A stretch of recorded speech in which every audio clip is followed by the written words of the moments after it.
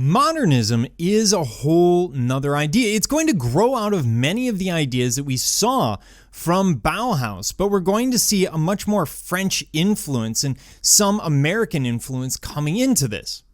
So modernism is primarily an architectural style based upon new and innovative technologies of construction, particularly the use of glass, steel, and reinforced concrete. Their idea is that form should follow function, and they will embrace minimalism and a rejection of ornament. Now, what that means is they come up with the function of the building prior to coming up with the form. So the form has to match the function, whereas in many cases, especially in more modern circumstances, they will create the form before they worry about the function. So suddenly the store has to modify itself to fit into the space, as opposed to modernism, where the space will form around the store, just to kind of simplify it.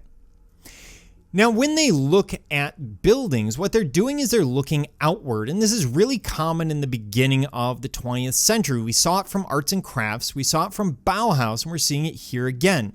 The idea is they want to bring nature into the environment as much as possible, and they're doing that because they believe that there are certain health benefits that go on with that, and they're trying to bring happiness, this connection to nature, into man. And I'm sure you've lived in an environment or been in an environment where you're so cut off, for example, in college classrooms with no windows, that it actually becomes really kind of uncomfortable.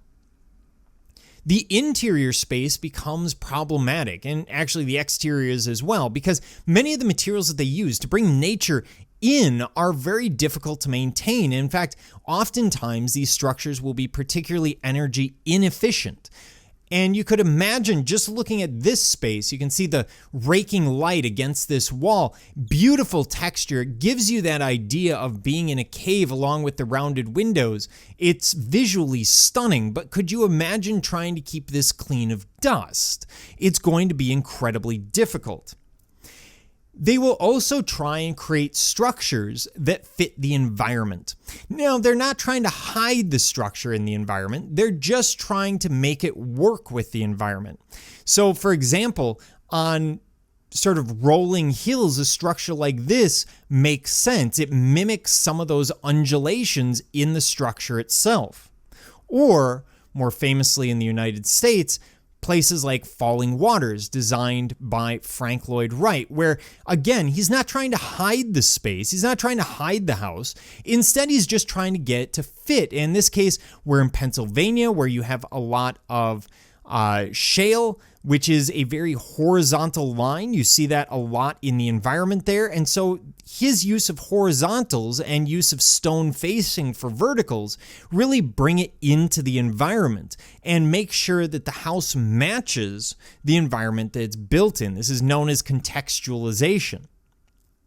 The spaces tend to be very, very open, especially when we get towards the end of the period, when a Scandinavian designer by the name of Alvar Aalto will develop spaces that are light, open, and airy. Now, this gets rid of a sense of intimacy in the space, which is an unfortunate loss, but it creates a sensation very similar to being out in nature, where you're covered, but nature's all around you. There's really no restriction, and with that very high ceiling, you get that sense as if you're outdoors and you don't have to worry about any covering over your head.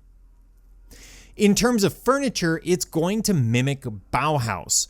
Bauhaus is, of course, incredibly influential, and we see that use of, for example, curved lines, multiple media in a single piece, and the use of organic materials. So, for example, here a bamboo chair, or here a bent wood chair using new technologies such as resins and laminations that we've seen developing from the Victorian and turn of the century.